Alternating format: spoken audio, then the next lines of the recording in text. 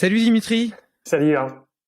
Écoute, je suis très heureux de te recevoir sur ce podcast. C'est la première fois que je reçois quelqu'un qui n'est pas directement lié à l'univers de la publicité. Et Ouais. justement, c'est ce qui rend ton approche si intéressante parce que tu vas pouvoir porter un regard un petit peu extérieur sur nos pratiques, notamment en termes de RSE. Mais Mhm. avant de démarrer, je vais déjà te laisser te présenter.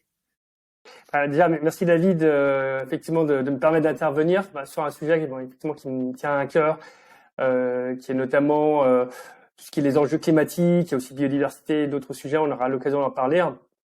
Euh, Très rapidement, moi j'ai fondé une entreprise qui s'appelle Livosphère, qui était au départ vraiment spécialisée sur tout ce qui était les nouvelles technologies, donc l'intelligence artificielle, l'Internet des objets, comment dire, tout ce qui est réalité augmentée. Ce qui d'ailleurs a été très intéressant parce que ça m'a permis vraiment de comprendre tous les enjeux de l'innovation, ce que ça permettait, mais aussi les limites, hein. Et depuis environ 3 ans, j'ai basculé, hein, on va dire, je dirais du côté vert de la force, si je puis me permettre, puisque j'ai beaucoup travaillé sur tout ce qui est adaptation au changement climatique, atténuation. Je suis notamment au Shift Project, hein, qui est présidé par Jean-Marc Jancovici, hein, et qui a vraiment pour. Alors j'ai plusieurs actions. Je m'occupe notamment de la partie plaidoyer sur tout ce qui est les lois énergie-climat. J'ai travaillé notamment sur la loi climat et résilience, qui a d'ailleurs un impact sur la pub, hein, on en parlera certainement par la suite, hein. Aussi, réalise pas mal je m'occupe des conférences qu'on appelle Teach the Shift, et je suis moi-même conférencier dans le domaine de tout ce qui est des enjeux climatiques. L'objectif, c'est de permettre aux entreprises de se dire, OK, quels sont les impacts des enjeux climatiques sur notre entreprise, qu'est-ce qu'il faut potentiellement que je change, parfois de gré, parfois de force, et comment est-ce que je vais aussi m'adapter à ça. Et puis après, je suis auteur d'un livre qui s'appelle 2050 Crash ou Renaissance, avec un sous-titre qui est Vers une société boule de guille, où là aussi l'objectif, c'est d'un côté une première partie sur quelles sont nos fragilités, bien sûr écologiques, mais aussi économiques, géopolitiques qu'on a actuellement. Quelles sont donc aussi les technologies qu'on a et qui sont d'ailleurs un levier environnemental, hein, faut pas non plus le négliger. Mais en revanche, comme j'ai dit tout à l'heure, quelles sont les limites qu'il y a et aussi les dérives, hein. Et après derrière, c'est comment est-ce qu'on peut atténuer notre impact, aussi bien en tant qu'individu, bien sûr, en tant qu'État, collectivité, mais aussi en tant qu'entreprise. Et de la même manière, pour aussi l'adaptation, comment en tant que individus, collectivités, États et aussi entreprises vont s'adapter. Je parle notamment à la fois d'une société boule de guille qui est beaucoup plus tournée vers les territoires, qui fait un peu l'empouvoirment, comme diraient les Canadiens, ou l'empowerment en anglais, des territoires. Mais aussi, je parle aussi d'une organisation boule de guille pour les entreprises, parce qu'elles font face de plus en plus à des problématiques de pénurie, de hausse de prix, que ce soit de l'électricité, de matières premières, il y a pas de problématique. Et donc l'enjeu, c'est comment elles peuvent s'adapter. Puis juste pour terminer, on réalise à plusieurs un atelier de l'adaptation climatique. Et un peu l'objectif, c'est d'ouvrir un peu les chakras des entreprises pour se dire, ok, demain, on fait face à une pénurie de tel, je sais pas moi, du bois ou l'énergie qui est multipliée par 5, ou il y a tel produit, je sais pas si on est dans le domaine du chocolat, il y a plus de, de fèves de cacao qui nous arrivent. Que ce qu'on fait, hein, eh bien, on a tout un atelier qu'on réalise qui permet aux entreprises de dire, ok, quelles sont les possibilités qu'on a, comment est-ce qu'on va agir par rapport à ça, parce que la règle dans l'histoire, c'est plus on anticipe, moins c'est dur par la suite. Super, mais justement, tu vois, il y a quelques semaines, j'avais organisé un petit débat où j'avais réuni des décideurs du monde de la publicité pour parler un petit peu des tendances 2023. Et l'une des principales était justement la question de l'éthique, de la RSE et de la transition écologique. Et Ouais. je pense qu'il y a deux enjeux majeurs. Déjà, toutes ces boîtes qui travaillent dans la pub, c'est d'abord des citoyens et tout le monde a conscience aujourd'hui de l'impératif écologique. Et par ailleurs, on est de plus en plus challengé par les annonceurs qui attendent une démarche engagée de la part de leurs agences médias, des ATEC avec lesquelles ils travaillent et de la diffusion des publicités sur ce plan-là. Donc je propose qu'on voit un petit peu ensemble les différentes actions qui peuvent être entreprises et quels impacts réels elles ont. Parce que tu vois, parfois on essaie de bien faire les choses et en réalité on n'est pas tout à fait sûr de l'impact que ça peut avoir. Tu vois, je prendrais pour exemple nous, tu vois, chez Fabster, on a assez tôt pris en compte et mis au centre de notre démarche cette question du RSE.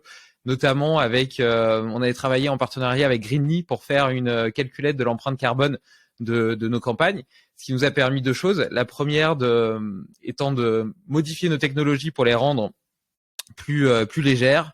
Ouais. Et ça, c'est intéressant parce que, outre le fait de diminuer notre empreinte carbone, ça les rend aussi plus efficaces et efficientes d'un point de vue business. Et donc, on voit que le fait d'avancer sur une démarche plus éco-responsable est pas toujours opposé avec le fait d'être plus efficient d'un point de vue business. Et la seconde chose, c'est que ce qu'on n'a pas réussi à compenser, à diminuer, pardon, on l'a compensé. Et donc, ça m'amène à la première question. Est-ce que compenser, c'est quelque chose de bidon pour se donner bonne conscience, ou est-ce que ça a réellement un intérêt dans cette question de la transition écologique? Alors, le mot compensation et compenser, c'est à la fois faux et fallacieux. Alors, je vais plutôt commencer par fallacieux. Pourquoi? Parce que, disons, effectivement, ça permet de se donner bonne conscience à un peu de frais. Je prends un exemple tout bête. Une entreprise qui fait une campagne de publicité ou, par exemple, qui vend un certain nombre de produits, qui dit derrière, OK, on est neutre carbone parce qu'on a tout compensé. Il faut bien savoir que, en général, elle va acheter un projet, par exemple, de reforestation qui se trouve à l'autre bout du monde, qui d'ailleurs peut poser des problèmes parce que la reforestation, souvent, pas toujours, hein, mais il y a quand même pas mal de cas où ça va être, on va délocaliser par exemple des paysans ou des terres agricoles là-bas, on va planter des arbres, des monoespèces, qui va réduire la biodiversité. Et puis pas de bol, il se trouve que pas très longtemps après, parce qu'il y a des réchauffements climatiques, évidemment, tout va brûler. Donc parce qu'évidemment, quand on parle de compensation, évidemment les émissions sont faites aujourd'hui, mais la compensation potentielle qu'il pourrait y avoir aura lieu dans une dizaine d'années, enfin au total sur une période de 10 ans environ et voire plus, s'il n'y a pas d'incendie. Donc là-dessus, il faut pas se leurrer et c'est un premier point. Deuxième point, je dirais c'est faux. Et ça, pour le coup, c'est pas moi qui le dis, c'est l'ADEME qui dit que la neutralité carbone au niveau d'une entreprise n'a aucun sens. Elle dit que ça a du sens au niveau d'un État. Ça a du sens au niveau, même pas d'un État d'ailleurs, pardon, d'un ensemble de groupes d'États, ou plutôt même de la planète. Là, effectivement, ça a du sens. Mais au niveau d'une entreprise, ça n'a aucun sens. En revanche, il y a deux choses. Le premier point, c'est que on peut parler en revanche de projet de contribution. Donc, c'est vraiment une question aussi de terme, parce que, pour reprendre le point, c'est d'un côté, la compensation, ça signifie, dans l'esprit des gens, qu'on a des plus, c'est-à-dire effectivement les émissions de CO2, et il y a des moins, qui correspondent effectivement à la compensation, c'est-à-dire on aboutit à une neutralité carbone. Non, c'est pas comme ça. L'objectif principal, c'est de réduire nos émissions de carbone. Et puis à la fin, effectivement, on reste de choses, on peut avoir des projets de contribution, donc pas de compensation, qui permettent d'atténuer un petit peu effectivement cet impact. Et là-dessus, effectivement, il y a des vrais projets. Alors, c'est tant qu'à faire, pourquoi pas les faire en Europe ou en France, ou en tout cas à côté, en tout cas de là où se trouve le lieu d'émission. Si par exemple vous produisez, je sais pas moi, en Argentine, faites des projets en Argentine. Mais d'agroécologie, il y a pas mal d'autres projets, de l'agroforesterie si vous le souhaitez, et qui soient cohérents avec le territoire. Parce que là aussi, si par exemple c'est pour planter des forêts monoespèces, ça n'a aucun intérêt. En revanche, c'est l'occasion ou jamais de créer des liens avec le territoire, parce que cette solidarité entre entreprises et le territoire, c'est quelque chose qui va devenir de plus en plus important par la suite. Il faut quand même juste se rappeler d'une chose, c'est qu'on a commencé à vivre des problématiques de sécheresse avec comment se répartit l'eau. C'est clair que si vous êtes une entreprise qui est bien intégrée dans le territoire ou une entreprise qui est pas du tout intégrée dans le territoire, les discussions ne sont pas nécessairement les mêmes.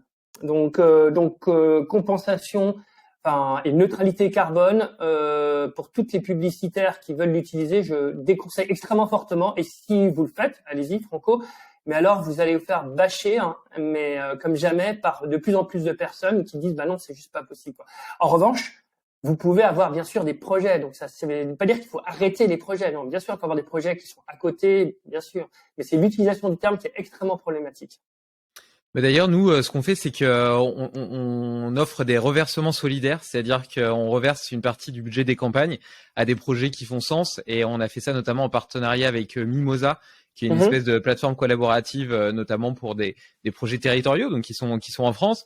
Et c'est bien parce que tu peux avoir un matching entre la marque annonceur, par exemple dans l'agroalimentaire, avec la revalorisation de certaines filières agricoles, où on a aidé des agriculteurs qui avaient perdu pendant plusieurs années de suite leur récolte à cause du gel. On a planté des poiriers pour revaloriser la filière de la poire William, etc.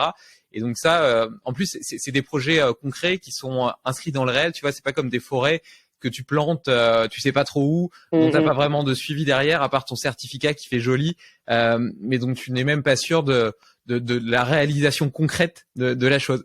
Et alors, t'as évoqué un peu le terme, enfin, tu l'as pas cité, mais tu l'as sous-entendu, de greenwashing.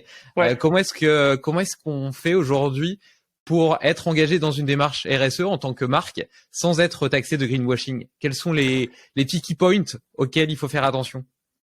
Alors, en fait, le greenwashing, si on reprend, ou l'éco-blanchiment, comme on dit en français, c'est le fait de mettre en avant un certain nombre d'actions, par exemple écologiques, ou par exemple, ou de réduction d'émissions de CO2 ou d'augmentation de la biodiversité, de manière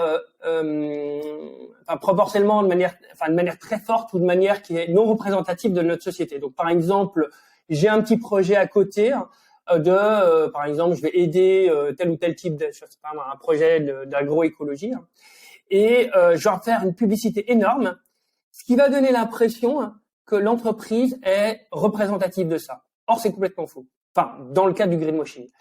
Et donc, le greenwashing, c'est vraiment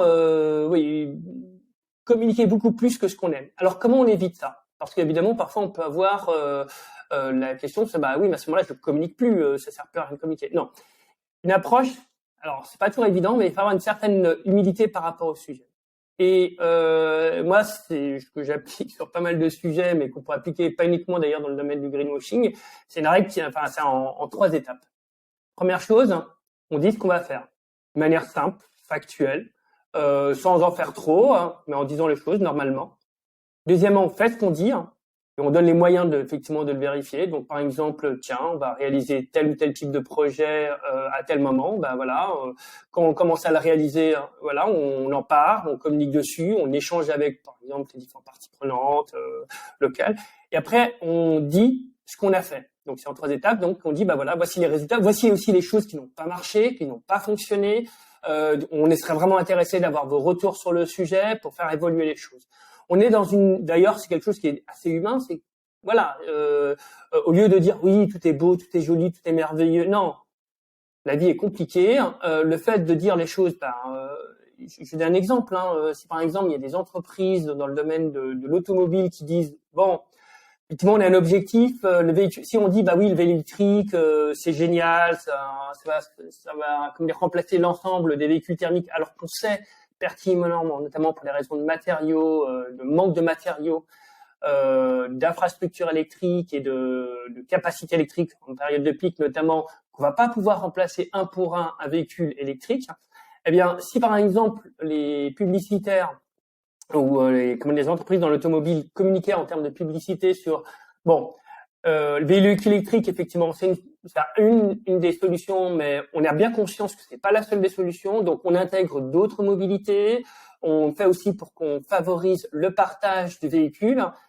Eh bien, le message est quand même différemment perçu que de dire, voici le super véhicule électrique, le SUV, qui en plus, je vous permets de le rappeler, c'est qu'un SUV électrique, en fait, il a un impact écologique qui est aussi important qu'un véhicule thermique, donc parce que la batterie est tellement importante qui nécessite évidemment, qui émet beaucoup de CO2 et qui en plus a une extraction notamment de lithium, notamment le cobalt, etc., qui est très importante. Donc, c'est pas intéressant, quoi. Faut arrêter de se dire, oui, j'ai acheté un SUV électrique, je suis super content, je fais du bien pour la planète. Non, c'est faux. On achète un SUV électrique, peut-être parce qu'on a envie, mais c'est pas pour la planète, c'est parce qu'on a envie de se faire plaisir. Et puis après, c'est la même chose que prendre un véhicule thermique. En revanche, si on choisit de prendre un véhicule électrique qui est beaucoup plus petit, là, ça a du sens. Et à ce moment-là, pour le coup, en termes si je reprends sur la partie publicité, se dire, nous, on va communiquer plus, et les publicitaires peuvent dire ça aussi, on va communiquer plus sur des véhicules électriques qui sont plus petits, avec des batteries qui sont plus petites. Et puis pour les longs trajets, ben voilà, il y a des solutions qu'on peut proposer en termes de trajet pour effectivement lorsqu'on va partir en week-end, etc., qui fassent qu'on n'a pas oublié, les gens se ressentent moins le besoin d'acheter un énorme véhicule ou enfin un énorme, je sais pas exagéré, mais un SUV électrique, quoi. Donc le greenwashing, je pense qu'il faut avoir, pour éviter ça, savoir effectivement de pouvoir dire les choses, de pouvoir mesurer les choses, qu'on puisse contrôler aussi, et même publiquement, quand je dis contrôler, c'est de communiquer dessus, mais qu'on puisse avoir des éléments pour contrôler ça. Et à la limite, pour éviter le greenwashing, notamment en termes d'émissions de CO2, il y a plusieurs choses. Il faut que la réduction des émissions soit directe, immédiate, qu'elle soit significative, et puis qu'elle soit sur l'ensemble effectivement de l'entreprise. Donc, lorsque par exemple il y a une stratégie d'entreprise globale sur le sujet, qu'on est capable de vraiment de montrer des chiffres, que ces chiffres puissent être quand même un minimum contrôlables, ou en tout cas qu'on puisse vérifier que ce qu'on dit c'est pas n'importe quoi, et qu'on partage là-dessus, là je pense qu'on peut commencer à sortir du greenwashing. Mais il y a une question de posture aussi de l'entreprise. Le greenwashing, c'est je sais mieux que tout le monde, ça c'est la bonne solution, je sais pas, c'est véhicule électrique, mais ça pourrait être d'autres choses, c'est pas la bonne approche. Il faut avoir une approche plus humble. Oui, bah après c'est parce que tu as des marques aussi pour qui c'est un choix d'avancer vers une démarche RSE et donc qui répondent à des valeurs sincères et réelles, et d'autres pour qui c'est plus une obligation. Et dans ce cas-là, évidemment, la démarche à la base est beaucoup moins sincère, et donc les résultats, la qualité des résultats est différente. Et t'as pointé du doigt quelque chose qui me semble fondamental, c'est la notion de responsabilité dans l'influence. C'est-à-dire, on entend parfois dire que la meilleure publicité, c'est celle qu'on fait pas. Parce que là, évidemment, il y a zéro émission. Mais outre les émissions, il y a aussi tout le pouvoir d'influence de la publicité qui sous-tend en fait des tendances de fond et qui fait évoluer le monde dans une direction ou dans une autre. Et de ce fait-là, si les marques vertueuses entre guillemets ne communiquent pas, elles vont vendre moins de produits. Donc quelque part, elles vont moins contribuer au monde de demain. Et par contre, celles qui auront des vertus beaucoup plus discutables vont communiquer énormément, vont vendre beaucoup plus de produits. Et par conséquent, elles préfigurent, et donc ce choix de ne pas faire de publicité préfigure le monde de demain qui est un monde où elles n'auront pas part. Et du coup, on pourrait même se demander quelle est la responsabilité, nous, en tant que publicitaires, d'influencer, par exemple, en faisant la promotion de, je sais pas, de fast-food et en proposant aux gens d'aller acheter des burgers dans des grandes chaînes, etc. C'est juste pour l'exemple, je dis pas que c'est bien ou que c'est pas bien, mais tu vois, par exemple, nous, avec notre calculette de l'empreinte carbone, on calcule l'empreinte carbone, mais on n'inclut pas dans ce calcul-là les dimensions de l'entreprise pour qui on fait de la publicité et qui vont influencer les actes d'achat des consommateurs. Alors que quelque part, ça devrait rentrer dans le calcul aussi. Ouais, alors, première chose, il faut bien se rendre compte que la publicité, c'est un peu comme le numérique, c'est un outil. Parce qu'au départ, c'était de l'information. Et après, évidemment, on l'utilise pour vendre plus de choses. Donc, le premier point à voir, c'est de se dire, est-ce que je peux pas utiliser la publicité parce que c'est un vecteur comme important de changement des comportements. Ça peut l'être, en tout cas, c'est un moyen, c'est pas le seul évidemment, mais c'est un moyen effectivement de faciliter le changement de comportement. Notamment, et ça, je pense, c'est un axe qui est très important, c'est qu'aujourd'hui, je reprends l'exemple du SUV électrique. Le SUV électrique, on a bonne conscience de ça. C'est un côté, on se dit, on donne bonne conscience, très bien. Si la publicité, et ça rejoint effectivement ton point, c'est justement présenter des alternatives qui soient sympas, écologiques, en donnant des récits. Et ça, la notion de récit est importante, qui montre des alternatives qui, sur le plan financier et sur le plan en termes écologiques, donc en termes d'impact sur la biodiversité et sur le climat, sont aussi positives. Ça va inciter les personnes à beaucoup plus aller ça, parce qu'il y a une question, il y a une imagerie. Je veux dire, pour reprendre un autre exemple, je suis certain que si la Coupe du Monde du Qatar avait eu lieu il y a 4 ans, on aurait certainement moins de débats qu'on a aujourd'hui. Je vais prendre un autre exemple, la question de l'avion, de prendre l'avion ou de pas prendre l'avion. Moi, je me souviens, il y a quelques années, quand donc il y a eu, alors chaque fois, j'ai du mal à le dire, c'est le flag scram. Enfin bon, j'ai toujours un problème pour le dire, mais qui est le fait de le rejet de l'avion. Je me souviens la première fois que j'en ai entendu parler, je me suis dit mais c'est quoi cette histoire, c'est n'importe quoi, etc. Et au fur et à mesure, j'ai devenu beaucoup plus sensible sur le sujet. Donc, j'y fais plus d'attention. Je dis pas que, voilà, après on pourra reparler potentiellement est-ce qu'il faut interdire ou pas. C'est une vaste problématique. Hein. Mais en tout cas, il y a une sensibilisation beaucoup plus forte. Et donc, la publicité aide à présenter et à donner un récit sur, tiens, on peut très bien, par exemple, partir à tel endroit.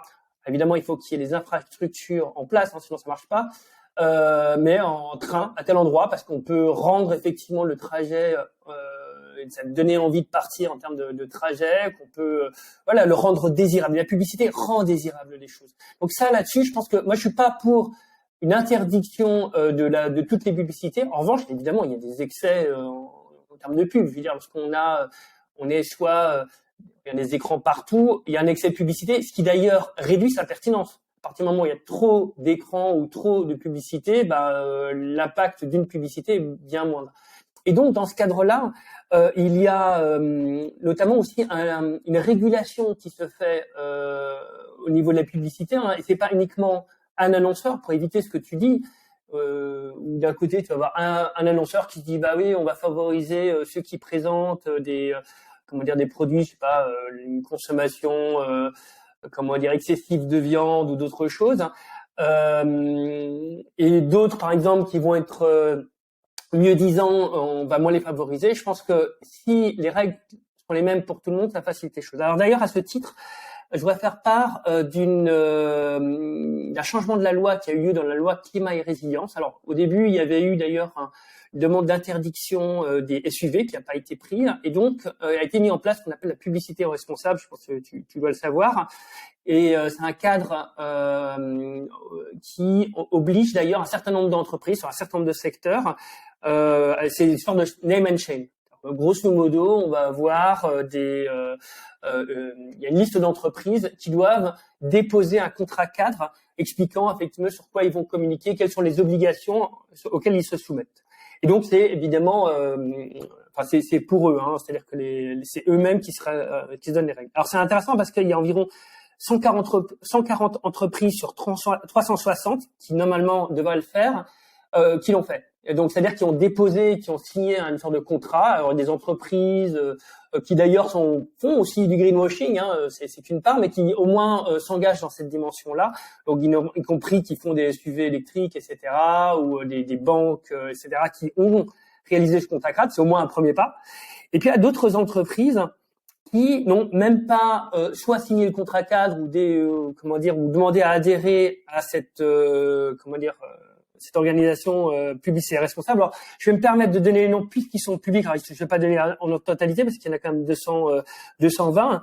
Mais des entreprises comme Volkswagen, Monoprix, Printemps, Back Market, par exemple, sont des entreprises qui aujourd'hui, et ils ont encore jusqu'à la fin décembre pour pouvoir le faire, n'ont pas encore signé de contrat cadre.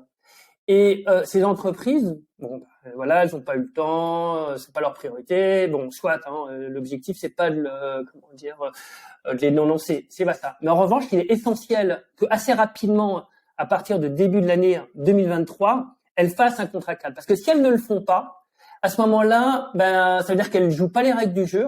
Et pour le coup, et ça va pâtir pour l'ensemble de toutes les entreprises qui jouent le jeu. Et pour le coup, il va y avoir vraiment une situation de name and shame, c'est-à-dire que les entreprises qui jouent le jeu, on va dire c'est bien, même sur le tir, des entreprises qui seront plus mises en avant que d'autres par rapport à ça, en termes de publicité, j'entends bien, la publicité responsable, et d'autres qui ne le feront pas, et pour le coup qui seront le risque après pour certaines d'entre elles, c'est que carrément elles soient jetées au pilori, d'une part, ou qu'on dise attendez, vous n'êtes pas cohérent, quoi. Vous dites que vous êtes et là on retombe sur le greenwashing, vous dites que vous êtes bien dans tel type de sujet, mais en réalité vous n'êtes même pas à même de pouvoir déposer un contrat cadre et les respecter. Voilà, c'est un peu long, mais c'est pas mal de sujets importants, je pense. Non, c'est hyper intéressant. Et du coup, qu'est-ce que définissent ces contrats cadres ? Alors aujourd'hui, en fait, c'est vraiment sur la base, le contrat cadre définit justement un certain nombre d'éléments comme quels sont les engagements sur la réalisation de la publicité en elle-même. Enfin, alors pour être franc, faudrait que je revoie l'ensemble des éléments parce que j'en ai regardé un ou deux. Hein. Mais je crois que c'est sur le mode de diffusion de la publicité, c'est sur peut-être comment réaliser la publicité. Je vais être franc, il faudrait que je recreuse un peu le sujet là-dedans, mais l'objectif effectivement c'est de réduire les émissions de CO2 autour de la publicité qui a été, et je pense que c'est aussi en lien avec les produits. Mais c'est assez facile. Alors c'est très simple de regarder, vous marquez publicité responsable. Et vous trouvez ça facilement sur Internet. Et donc, bien sûr, c'est une organisation, je crois que c'est un site gouvernemental, donc c'est .gov si je me souviens bien. Et vous pouvez directement voir quelles sont les dispositions qui ont été déposées par des entreprises. Hein, donc, vous pouvez directement voir quels sont nos engagements dans lesquels ils ont. Quels sont leurs engagements en fait. Et c'est très intéressant, ce qui peut faciliter d'ailleurs aux autres des idées, quoi, donner des idées. Et en termes de cadre légal, on a vu aussi d'autres évolutions un petit peu du même acabit, notamment l'interdiction d'allumer les écrans lumineux la nuit, les écrans publicitaires lumineux, l'obligation pour les constructeurs automobiles d'ajouter une mention sur leur publicité pour favoriser le covoiturage, comme c'était déjà le cas d'ailleurs pour l'industrie agroalimentaire qui justement, on revient sur ce pouvoir d'influence qui t'influence à manger de la merde entre guillemets, mais en dessous on te dit oui mais mange quand même 5 fruits et légumes par jour et fais un peu de sport quoi. Oui, je prends d'ailleurs très rapidement, je serai plus court là-dessus, mais une initiative qui est très intéressante. C'est l'application qui s'appelle Lights Off, qu'on peut directement télécharger sur Internet. On peut avoir aussi, donc c'est LIGHTSO2F, qui est d'ailleurs qui est gratuite. Hein, c'est une idée citoyenne. Qui est la suivante, c'est que ça permet, lorsque par exemple il y a un habitant qui voit une enseigne qui est allumée de manière indue, hein, je crois que c'est entre 1h et 6h du matin, alors il n'y a pas nécessairement grand monde, mais a priori lorsque le magasin est fermé à 23h, il y a de fortes chances que l'enseigne soit encore allumée à 1h du matin. Et ça permet en fait 3 actions possibles. La personne peut d'une part évidemment signaler effectivement cette enseigne auprès effectivement de Lights Off, qui ensuite il peut effectivement appeler ou envoyer un message effectivement à l'enseigne. C'est toujours bienveillant, c'est l'objectif, c'est pas de dénoncer. Deuxième chose, c'est que très facilement on va créer en fait une sorte de petit commentaire.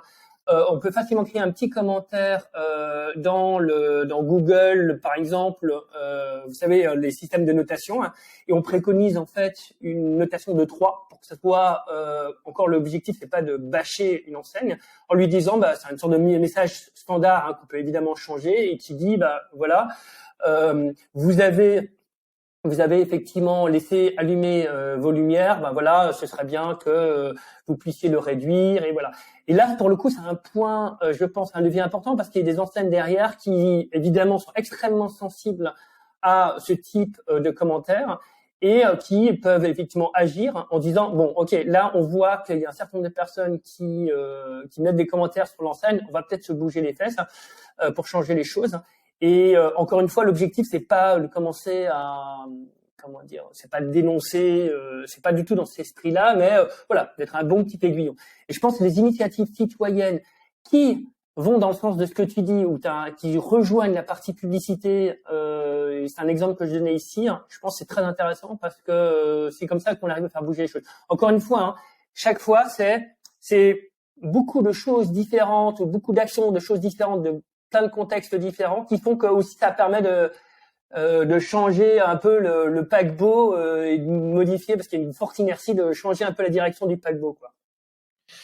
Ouais, c'est hyper intéressant, d'autant plus que de la façon dont tu le montres, c'est vraiment dans une démarche de co-construction et d'évolution positive plutôt que de guerre et de combat. Donc j'aime bien cette philosophie. Et d'ailleurs, si toi tu étais une marque et que tu avais 1 million d'euros de budget marketing, comment est-ce que tu communiquerais pour essayer d'allier à la fois performance et responsabilité?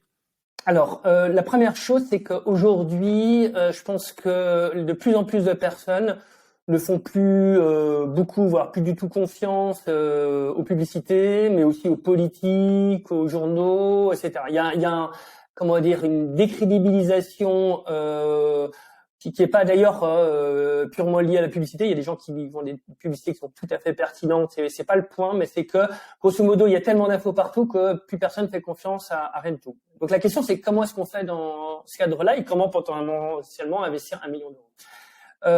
Et donc en fait, les personnes sont un peu comme Saint Thomas. Ils ne croient que ce qu'ils voient. Et qu'est-ce qu'ils croient ou qu'est-ce qu'ils voient, bah, c'est ce qu'il y a autour d'eux. Et donc, ça signifie que si une entreprise commence à investir, par exemple, dans des projets localement, territorialement, mais à plein d'endroits différents ou sur certains nombres de lieux, alors évidemment, 1 million d'euros, ça fait pas beaucoup, mais c'est notamment donner un coup de main en termes de mécénat de compétences, en termes d'apport aussi de solutions à donner à titre gratuit, d'apport d'expertise, etc. pour des projets notamment qui sont locaux, territoriaux, qui peut d'ailleurs, quand je dis locaux, territoriaux, c'est pas uniquement, c'est peut-être aussi en coordination entre plein de territoires différents. C'est une entreprise peut partager l'expérience qu'elle a avec d'autres entreprises d'ailleurs sur un territoire et puis après le partager sur un autre territoire. Et petit à petit, en fait, la communication va se faire en disant tiens, ouais, mais bon, ok, très bien, on regarde un peu ce qui se passe sur Internet, aux médias, mais c'est pas ça qui nous intéresse. Ce qu'on voit là, c'est concrètement, je sais pas, il y a telle entreprise chez nous. Elle nous a sacrément aidé, j'en sais rien, je vais donner un exemple, ils avaient des panneaux photovoltaïques, où ils ont mis en place un espace arboré qui est important avec notamment des vergers, des choses comme ça. Bah tiens, ils ont permis effectivement que les personnes aux alentours puissent récolter les fruits et légumes, ou je sais pas, un partage d'électricité, ou c'est des locaux qui sont prêtés à la commune, etc. Et petit à petit, et de le faire de manière vraiment un peu de plus en plus importante, bah là, la publicité, elle se fait automatiquement en disant tiens, cette entreprise, elle est quand même sacrément intégrée au niveau du territoire et ça facilite énormément les choses. Et il faut bien se rendre compte qu'on est en train de basculer. Moi, je le dis souvent, on est en train de basculer d'un monde de l'abondance à un monde de la rareté. Et la rareté, ce qui est très difficile, c'est que les gens, bah, quand il n'y a plus de ressources, ils se battent les uns contre les autres. C'est ce qui se passe en général. Et pour contrer ça, il faut créer des solidarités. En se disant, bah non, là, par exemple, on a bien conscience, enfin, on le voit encore autour de l'eau, mais ça va être dans d'autres domaines, que à partir du moment où on a bien conscience, par exemple, que en apportant tel ou tel type de ressources, par exemple à une entreprise ou à telle collectivité, etc., elle sait que derrière, elle va rendre derrière aussi à la collectivité, que tout le monde est gagnant. Et donc, on a une compréhension beaucoup plus importante mutuelle des besoins de chacun.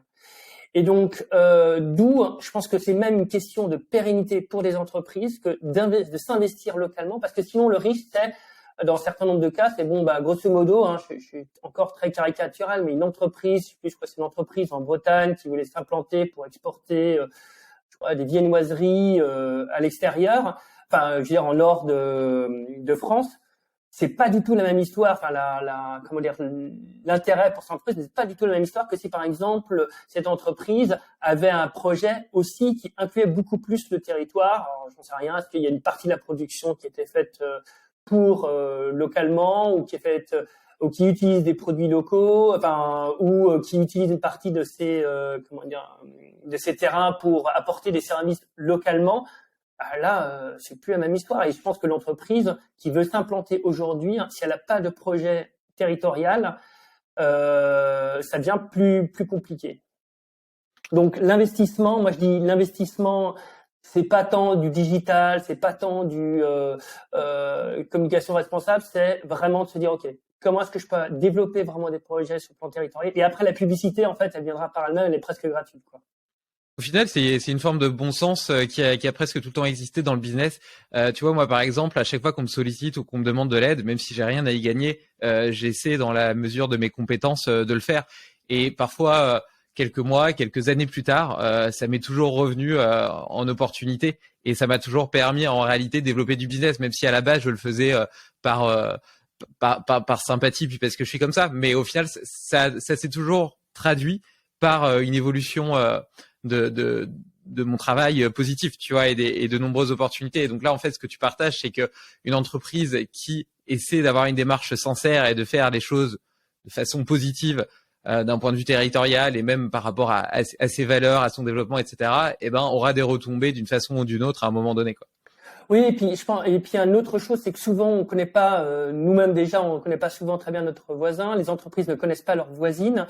Parfois, mais alors, je pense qu'en fonction des territoires, ça dépend des territoires, parce qu'il y a de plus en plus il y a des associations, des fédérations au sein des territoires, notamment d'entreprises, qui permettent de communiquer entre elles. Mais vraiment, il y a des actions communes ou comprendre les besoins des autres et de voir un peu comment on peut s'entraider.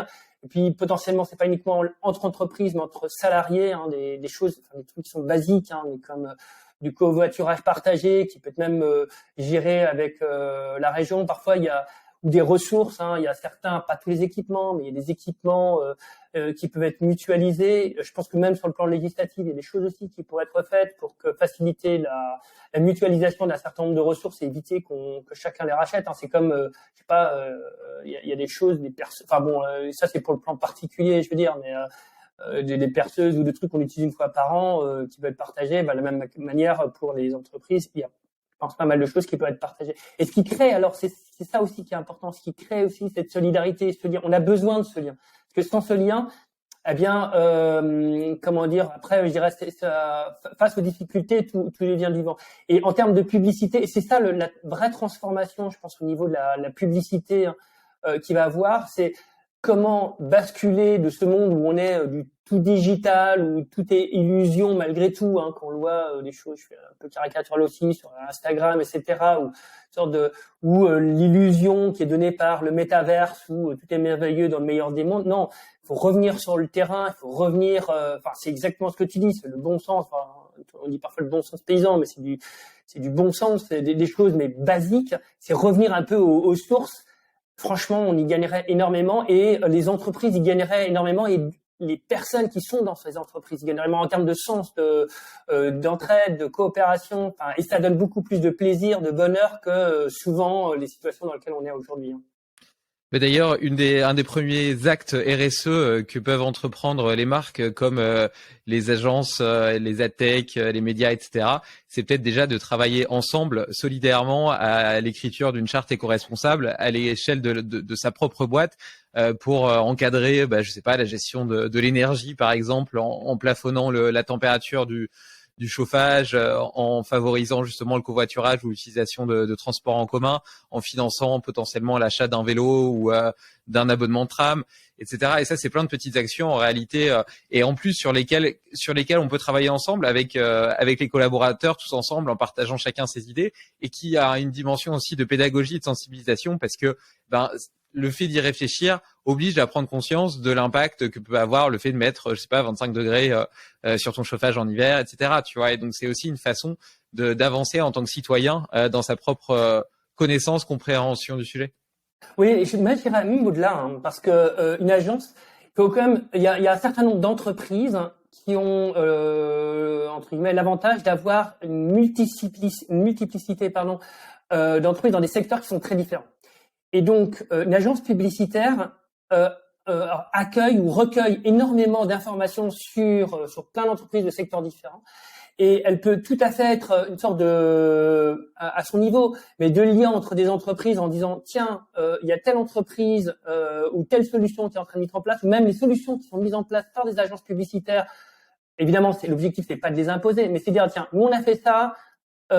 Vous pourriez peut-être l'utiliser vous de votre côté, hein. Ou nous c'est possible de le faire, et ça peut être au niveau sur plein de domaines. Ou par exemple, tiens, il y a 2 ans, surtout 1 an, on a travaillé avec des entreprises, je sais pas moi, dans le domaine des constructeurs automobiles. Bon, évidemment c'est compliqué de faire de la pub maintenant, mais voici comment on a fait pour développer effectivement la partie. Alors je pense qu'on le fait déjà, hein, mais durable. D'avoir vraiment une manière proactive de le proposer aux clients. Encore une fois, parce que souvent, moi c'est ce que j'entends souvent, les publicités, ouais, mais vous savez, on n'a pas trop le choix, on a un cahier des charges, il faut respecter le cahier des charges. Très bien, mais vous pouvez tout à fait dire, ok, voici le cahier des charges, juste by the way, vous montre un autre exemple de ce qu'on a fait différent, mais qui, je sais que c'est pas dans le cadre que vous avez mis, mais on est capable de faire ça aussi. Et c'est vraiment d'ouvrir, c'est un peu ça, hein, c'est d'ouvrir les chakras des entreprises en disant tiens, il y a aussi d'autres solutions qui sont possibles. Et ça, c'est le rôle des agences, il est aussi celui-là, c'est d'ouvrir les yeux sur des clients. Et peut-être que ça marchera pas la première fois, peut-être que ça marchera pas la deuxième fois. Mais si par exemple il y a beaucoup d'agences publicitaires qui font l'effort de pas uniquement, bien sûr il faut répondre au cahier des charges parce qu'ils savent que sinon ils vont pas avoir le contrat. Ok, on sait ça. Et après derrière ils font à côté. Ok, on vous présente un autre scénario et qu'il y a beaucoup d'agences publicitaires qui font ça. Eh ben, je suis certain qu'il y a des entreprises qui vont dire, c'est comme la 4e, la 5e fois qu'on nous appelle, qu'on nous présente un plan qui est alternatif, qui est quand même pas trop mal foutu. Ce serait peut-être pas mal de commencer ou de tester sur un premier produit. On verra, on tente notre chance et après on continue. Autre possibilité, c'est d'avoir effectivement une démarche un peu plus expérimentale, d'expérimenter ça. C'est ok, le gros lancement, on fait pas effectivement, on ne fera pas le truc RSE éco-responsable parce que bon, le client veut pas. En revanche, on pourrait dire cet élément additionnel ou une publicité qui est plus petite, qui est plus ciblée, qui est sur un autre territoire, etc. Est-ce qu'on pourrait pas le tester? Et c'est parce qu'encore une fois, il faut mettre les gens, il faut mettre le pied à l'étrier. Et je pense qu'il y a une responsabilité des agences publicitaires de mettre leurs clients, mettre le pied à l'étrier de leurs clients. Et c'est pas si compliqué que ça. Je vous dis, c'est présenter des alternatives, c'est faire des systèmes un peu d'expérimentation, de montrer d'autres cas, et que ça soit quelque chose qui soit systématique par l'ensemble des agences. Si on a ça, je pense que les choses commencent peuvent vraiment évoluer. Alors déjà, il y a pas mal de choses qui évoluent, mais peuvent aller évoluer encore plus rapidement. Et du coup, pour ouvrir la réflexion, on peut lire son livre 2050 Crash ou Renaissance, ouais. Et on peut aussi travailler avec toi. Tu fais du consulting pour les entreprises, etc.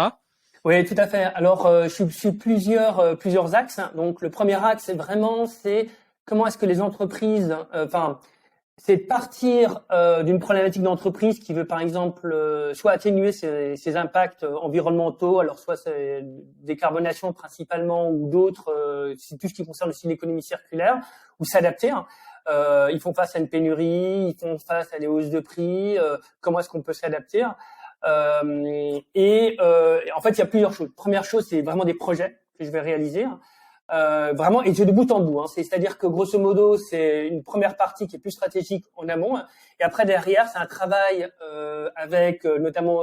Donc moi, je vais rechercher des entreprises pour mettre en œuvre les solutions, comme un architecte. C'est-à-dire je vais concevoir le plan, et après je vais aller jusqu'au bout pour construire la maison. Donc je travaille avec des entre guillemets des maîtres, pas des maîtres d'œuvre, mais plutôt les maçons, si on veut, ou l'électricien, etc. Mais grosso modo avec des entreprises qui vont faire, et je vais aller jusqu'au bout du projet pour réaliser. Ça, c'est une première chose. Après, je réalise pas mal de conférences aussi. Je interviens assez régulièrement dans un certain nombre de médias, de chaînes, chaînes d'infos notamment.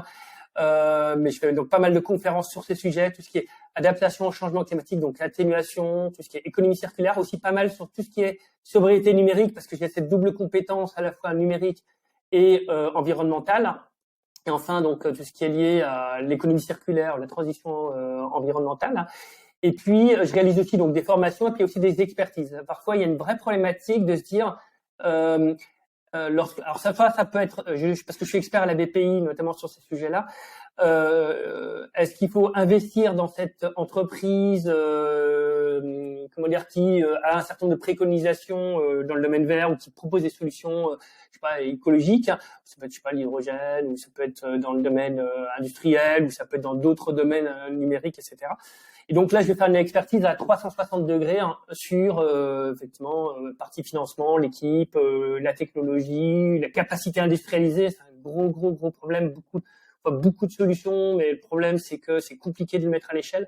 Donc j'ai vraiment travaillé sur ce sujet-là. Et donc comme je l'ai dit, le dernière nouveauté, mais ça j'ai dit au début, c'était vraiment cet atelier d'adaptation climatique. Atelier d'adaptation au changement climatique est intéressant parce que encore une fois, souvent quand on a une sorte de choc du style, on a une pénurie ou il y a telle ressource qu'on avait auparavant, on l'a plus. Souvent on l'a et puis on sait pas quoi faire. Si on n'anticipe pas, si on arrive ensemble et on fait des ateliers avec des personnes de parties différentes de l'entreprise, et on va commencer à trouver ensemble des solutions. Et évidemment, elles seront pas toutes bonnes, mais ça permet de semer les graines en se disant, ok, on peut peut-être pas faire ça maintenant tout de suite, mais ça on peut peut-être le faire. Ça va réduire notre dépendance, ça, etc. Donc de telle sorte que, et ça, à la limite, un autre message que je voulais faire passer. Aujourd'hui, il y a beaucoup d'entreprises qui disent oui, il faut croître. Bon, Ouais, mais le problème, c'est que, imaginons que vous ayez une tempête. Il y a deux manières de faire face à cette tempête. Soit vous foncez, mais à toute vitesse dessus, et là, le risque, c'est que vous fassiez plouf et que vous couliez. Deuxième manière de faire, c'est que vous soyez un peu plus résilient, donc vous alliez moins vite, mais que vous soyez beaucoup plus armé pour effectivement passer la tempête. Et donc, ça signifie pas plus de croissance. Ça signifie être plus résilient, ça va mettre en place un certain nombre de choses différentes. Et ça prend certes. Ok, la rentabilité est moins élevée à court terme, mais au moins vous passez la tempête ou en tout cas vous êtes capable de durer beaucoup plus longtemps. Et c'est tout l'enjeu de mettre en place et de commencer le plus tôt possible, justement dans cette démarche-là, d'apprendre à s'adapter, d'être résilient, de voir quelles sont ses dépendances, comment on peut y faire face. Et c'est cette agilité qu'on va commencer à acquérir. Et c'est notamment une des choses que moi j'essaye de transmettre. Voilà. Et surtout en ayant, parce que c'est un dernier point, pardon, par rapport à ça, enfin, je suis quelqu'un qui est assez plutôt pragmatique à la fin. J'ai pas mal d'idées, mais j'aime bien que ça aboutisse en les choses pragmatiques. C'est se dire, ok, on a ce problème. Quel type de projets peuvent sortir de là? Et donc, on commence à avoir des avant-projets de solutions qu'on peut mettre en place, d'idées qu'on peut mettre en place, on les qualifie, et puis après derrière, ok, on prend ça, parce que c'est facile à faire, c'est un gros impact, et après on fait les choses plus compliquées. Oui, bah ton pragmatisme, transparaît dans chacune de tes remarques parce que chaque fois elles sont étayées d'exemples assez précis, d'idées concrètes, vraiment ancrées dans la réalité et qui sont pas simplement de belles idées très philosophiques et très théoriques. Et donc je te remercie pour ta vision, pour ce partage qui, je l'espère, aura ouvert les chakras des entreprises, de ceux qui nous écoutent. Et c'est en tout cas, moi, ça m'a passionné et ça m'a donné plusieurs bonnes idées. Donc, un grand merci à toi pour ton temps. Bah, merci beaucoup, David. C'est un vrai plaisir d'échanger. Et puis, encore une fois, je pense que il y a des démarches qui sont différentes. Moi, j'ai une démarche et c'est aussi la raison pour laquelle je suis shifter au Shift Project. Il y a une démarche qu'on a vue à travers un certain nombre d'événements, envoyer de la soupe ou par exemple se mettre par exemple sur des autoroutes. Toujours très compliqué d'évaluer. Enfin, j'ai entendu Jean-Marc Jancovici là-dessus dire très difficile de dire est-ce que c'est un impact positif ou négatif. Pour l'instant, en tout cas, c'est pas ma manière pour moi. En tout cas, ça ne correspond pas à ma manière de faire. Moi, je suis meilleur pour construire des ponts que plutôt pour faire des face à face. À prendre des gens de manière frontale. C'est comme ça que je fonctionne. Et moi, j'ai beaucoup, je suis meilleur en construisant, et y compris avec des personnes qui sont prêtes effectivement à évoluer et qui ont envie de changer les choses, qui savent qu'ils sont encore potentiellement loin de l'objectif, mais qui ont envie de faire bouger les choses. Et ça, je trouve que ça donne une énergie énorme en se disant, ok, bon, on y va ensemble, on se donne une perspective, on explique comment on peut faire, on demande aussi comment on peut faire pour améliorer les choses. Pour moi, en tout cas, personnellement, pour moi, je trouve que c'est l'axe sur lequel moi je vais beaucoup plus facilement et je trouve que c'est très enrichissant. Après, sur les autres méthodes, c'est très compliqué de dire est-ce que parfois c'est anecdotique, parfois ça met plein de gens et c'est vrai à rebrousse-poil, mais bon. Je ne vais pas rentrer dans tous les détails, mais parce qu'après je vais aller trop long, mais il y a ce qu'on appelle pour ceux qui ça intéresse, je terminerai là-dessus, la fenêtre d'Overton. Je vous conseille de jeter un coup d'œil dessus, c'est peut-être une des raisons. Mais voilà, donc la démarche c'est construisons ensemble. Ça va être très compliqué et on a besoin aussi vraiment ensemble de solidarité, et cette solidarité, ça se construit maintenant et pas demain parce que demain ça sera encore plus compliqué. Merci pour ces belles paroles, pour cette belle ouverture. Je vais te laisser sur cette promesse pour l'avenir et cette volonté de construire ensemble un monde meilleur dans une démarche de solidarité proactive et positive plutôt que dans la guerre, l'opposition et les actions chocs. Ça me parle bien et je pense que c'est un discours qui sera mieux entendu de ceux qui participent justement et construisent l'avenir. Merci Dimitri. À bientôt. Merci. Bye. À bientôt.